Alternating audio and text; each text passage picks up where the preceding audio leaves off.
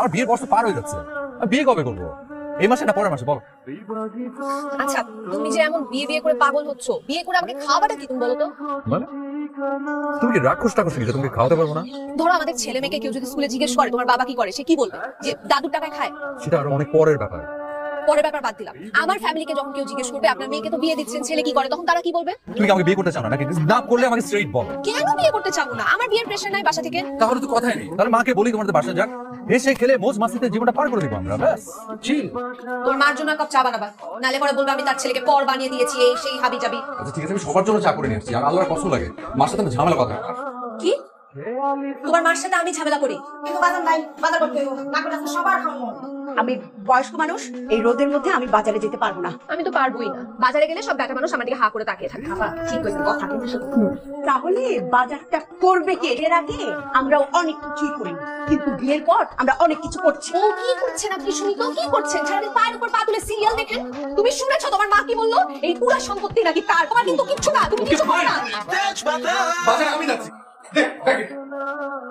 বাজারগুলো বের কর, গরম একদম পচে যাচ্ছে। কি এনেছো দেখি? বের কর, এই যে মাছ। তুমি আবারও ছোট মাছ এনেছো? কি তোমার মার জন্য না?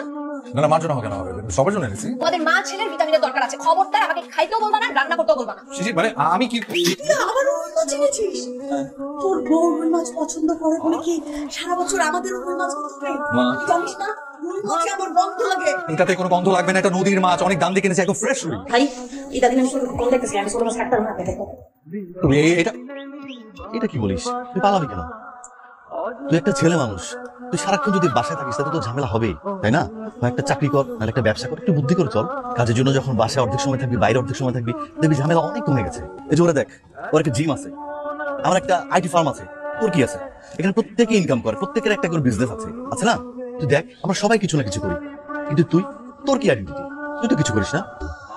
কোনো কিছু করার দরকার পড়ে না। ওকে, কি দরকার বাজারে ঢোকার? বুঝতে এখানে তো ভেজালের কিছু নাই। তুই আমার সাথে বিজনেসে নেমে পড়, আমার আউটসোর্সিং এর একটা ফার্ম আছে, সেখানে তুই 50-50 পার্টনার হতে পারিস, তাই না? তুই আমার সাথে যদি কাজ করিস, কোনো সমস্যা তো আমি দেখি না। ঠিক আছে, দেখি। এই কারণ কারণ শুনতো ইয়ে করতো, এই প্যান্ট দুটো জিনিসটা একটু।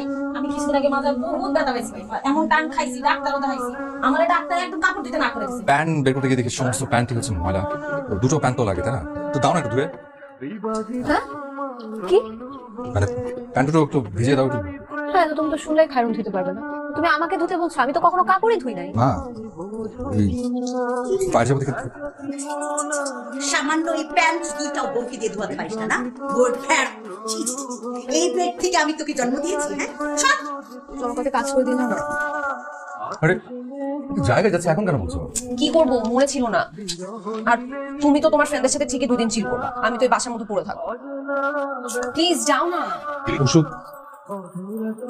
অলরেডি কত দেরি হয়ে গেছে, তোমরা এগুলো আগে বলো না কেন? আগেই তো বলে রেখেছি, বউয়ের কাছে তো একেবারে সুসুর করে দৌড়ে চলে যাচ্ছ। মায়ের কাজ করতে এত কষ্ট হয় কেন বাবা? ঠিক আছে আমি যাচ্ছি, ওষুধ নিয়ে আসছি। ওকে, তোমার কাজও করেছি, মার কাজও করে দিচ্ছি। হোক আমার ডে কি জানে, দাদিকে জিজ্ঞেস করে দাদির আমার কিছু লাগবে কিনা। তখন আবার দাদি দাদি মানে মা দেখেন, সীমান্ত যেভাবে বাসায় বসে থাকে, জিনিসটা কেমন দেখায় বলেন? এটা নিয়ে না মা আমার অনেক অনুশোচনা হয়। মানে ওর বাবা ছোটবেলায় মারা গেছে, তো বাপ মরা ছেলে, ওরও তো একটা নিজের আইডেন্টিটি ক্রিয়েট করা উচিত না বলেন? অবশ্যই আমার ছেলে বলতে পারবে সবাইকে, তোমার বাবা মাকেও তো বলতে পারবে। সেটাই। জামাই কি করে, মেয়ের জামাই কি করে, যা আলাদা একটা কর্মক্ষেত্র থাকবে। একটা নাটক সাজাতে হবে, যে নাটকে আমরা সারাদিন ঝগড়া করব, বাসার কোনো কাজ করব না, যেন সারাদিন ওর কাজ করতে হয় আর ও একদম পাজল হয়ে থাকে। চান্স পেলে সামনে যা থাকবে ভেঙে ফেলবো। আপনি আমাকে চা বানাতে বলবেন, আমি চা বানাবো না, সেটা নিয়ে আমরা ঝগড়া করবো। তোর কি ধারণা যে আমরা সারাক্ষণ বউ শাশুড়ি সিরিয়ালের মতো ঝগড়া করি? মোটেই তা না, আমরা দুজন দুজনকে অনেক ভালোবাসি। দাঁড়া দাঁড়া দাঁড়া, তার মানে আসলে তোমাদের কোনো সমস্যা নেই? আমাদের মধ্যে কি সমস্যা থাকবে? কোনো সমস্যা নাই।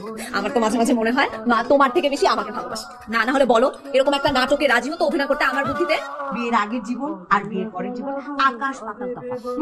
মানলাম তোর বাবার অনেক কিছু আছে, হ্যাঁ, অঢেল রেখে গেছে, তুই সারা জীবন পায়ের উপর পা তুলে বসে খেতে পারবি।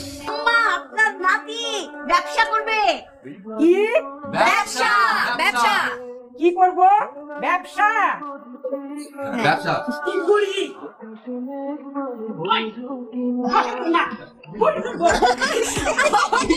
একদম ঠিক ঠিক, আমি ঠসা বুড়ি ওর বউ, একদম ঠিক, একদম ঠিক।